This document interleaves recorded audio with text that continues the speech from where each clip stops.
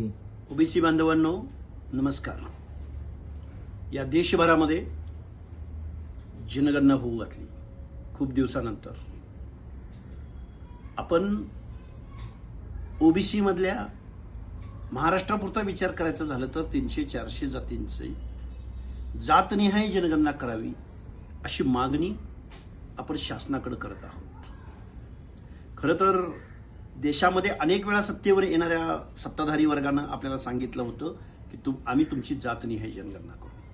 पण बांधवांनो, तसा ओबीसीचा रकाना आता या जातनिहाय जनगणनेमध्ये दिसून येत नाही.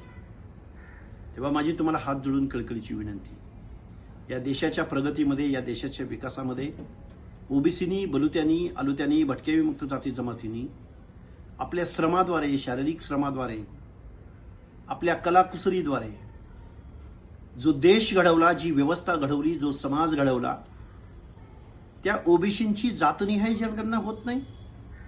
जर जातनिहाय जनगणना झाली नाही तर आपले हक्क नाकारले जातील, आपले अधिकार नाकारले जातील, आपलं बजेट नाकारलं जाईल, आपल्या योजना नाकारल्या जातील, आपल्या महामंडळांना साधा अध्यक्ष सुद्धा मिळणार नाही, त्याला कार्यालय भेटणार नाही, त्याला साधा शिपाई सुद्धा भेटणार नाही. म्हणून बांधवांनो, या जनगणनेमध्ये जातनिहाय जनगणना झाली पाहिजे म्हणून आपण महाराष्ट्रभरामध्ये 100 ग्रामसभांचं आयोजन करतोय.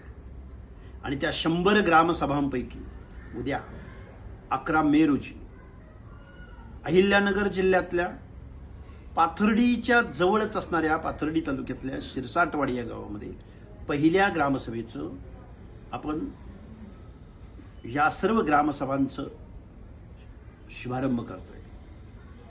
शिरसाटवाडीच्या ग्रामस्थांचा फोन आला की पहिली सभा घेण्याचा मान तुम्ही आम्हाला द्यावा. उद्या संध्याकाळी 6 वाजता शिरसाटवाडीला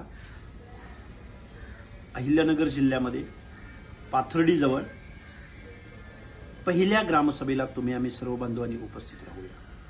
संख्या किती आहे, सभा किती मोठी होणार आहे, किती लोक जमणार आहेत, यापेक्षा या 100 सभांची सुरुवात उद्या पहिल्यांदा शिरसाटवाडीमध्ये होते. तेव्हा तुम्ही या सभेला उपस्थित राहा.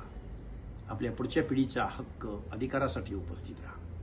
जातनिहाय जनगणना झाली पाहिजे यासाठी उपस्थित राहा. आपलं आरक्षण टिकलं पाहिजे. आपण किती आहोत,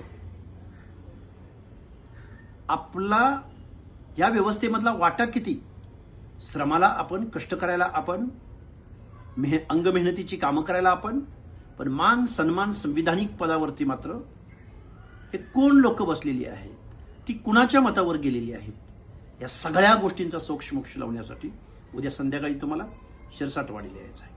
ओबीसींच्या जनजागृती अभियानामधली 100 सभांपैकी पहिली सभा उद्या शिरसाटवाडीला होती. पहिल्यांदा आम्ही या शिरसाटवाडीच्या सर्व